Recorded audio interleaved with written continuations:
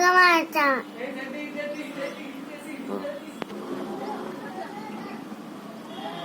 அதை பார்த்துட்டு பானை வச்சாங்க. கொஞ்சம் தண்ணி வச்சாங்க. பானைக்குள்ள தண்ணி வச்சாங்க.